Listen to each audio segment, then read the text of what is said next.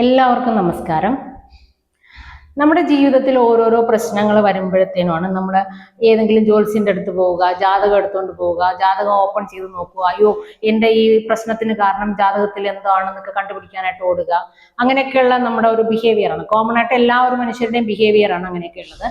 അപ്പൊ ഈ ജാതകത്തിൽ എന്തെങ്കിലും നമുക്ക് നെഗറ്റീവായിട്ടുണ്ടോ പോസിറ്റീവായിട്ടുണ്ടോ എന്നൊക്കെ കണ്ടുപിടിക്കാൻ വേണ്ടി പറ്റും. ഒരു ജ്യോത്സ്യനെ കൊണ്ട് അതൊക്കെ കണ്ടുപിടിച്ചിട്ട് അയാൾ ചിലപ്പോൾ അതിനു വേണ്ടി പൂജാ പരിഹാരങ്ങളൊക്കെ ചെയ്യാൻ വേണ്ടി പറയും. അല്ലെങ്കിൽ ചിലർ വന്നിട്ട് എന്ത് ചെയ്യും, അതിൻ്റെ ഏതാണോ നെഗറ്റീവ് ഗ്രഹമുള്ളത് ആ നെഗറ്റീവ് ഗ്രഹത്തിനെ പോസിറ്റീവ് ആക്കിയാൽ മതി.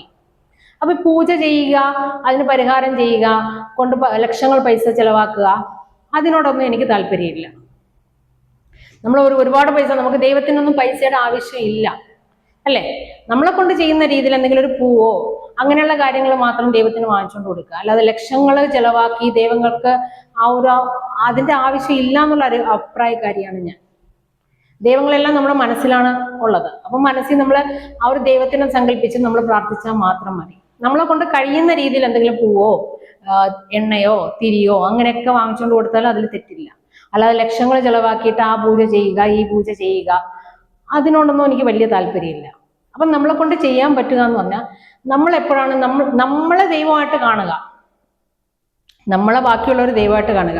അതായത് ബാക്കിയുള്ളവർക്ക് ദ്രോഹം ചെയ്യാതിരിക്കുക, ബാക്കിയുള്ളവരുടെ മനസ്സ് വേദനിപ്പിക്കാതിരിക്കുക അല്ലെ.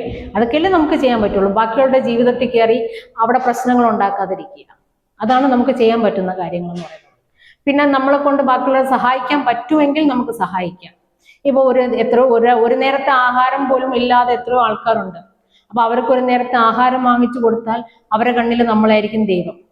പഠിക്കാൻ ഗതിയില്ലാത്ത എത്രയോ കുട്ടികളുണ്ട്. അവർക്ക് 2 ബുക്കോ 2 ബാഗോ 2 പെന്നോ ഒക്കെ വാങ്ങിച്ചു കൊടുത്താൽ അവരുടെ കണ്ണിൽ നമ്മളായിരിക്കും ദൈവം.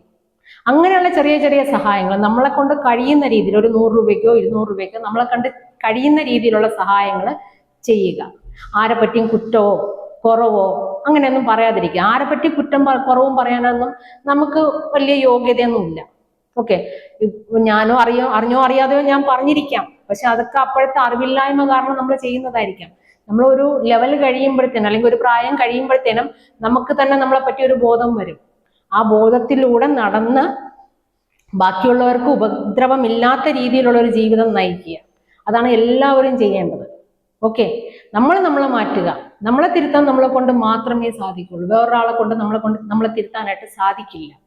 അപ്പൊ അതിന് നമ്മൾ ആർക്കെങ്കിലും സഹായങ്ങൾ ചെയ്യാൻ പറ്റുമെങ്കിൽ നമ്മൾ ലൈഫിൽ സഹായം ചെയ്യുക. സഹായം എന്ന് പറയുമ്പോൾ ലക്ഷക്കണക്കിന് കോടിക്കണക്കിനൊന്നും കൊടുക്കാനുള്ള ഗതിയാണ് നമ്മളെ കൊണ്ട് ഉണ്ടാവണമെന്നില്ല. ഒരു 10 രൂപ സഹായിക്കാൻ പറ്റുമെങ്കിൽ സഹായിക്കുക. അത് നമ്മൾ പൈസയായിട്ട് മാക്സിമം കൊടുക്കുന്നതിനേക്കാളും ഫുഡ് വാങ്ങിച്ചു കൊടുക്കുകയോ അവർക്ക് ആവശ്യമുള്ള എന്തെങ്കിലും ഒരു സാധനം വാങ്ങിച്ചു കൊടുക്കുകയോ അങ്ങനെയൊക്കെ ചെയ്തു കഴിഞ്ഞാൽ അത് വളരെ വളരെ നല്ലതായിരിക്കും. ഓക്കെ, അപ്പൊ എല്ലാവരും നല്ലതായിട്ട് ചിന്തിക്കുക, നല്ലതായിട്ടിരിക്കുക, നല്ല കാര്യങ്ങൾ മാത്രം ചെയ്യുക.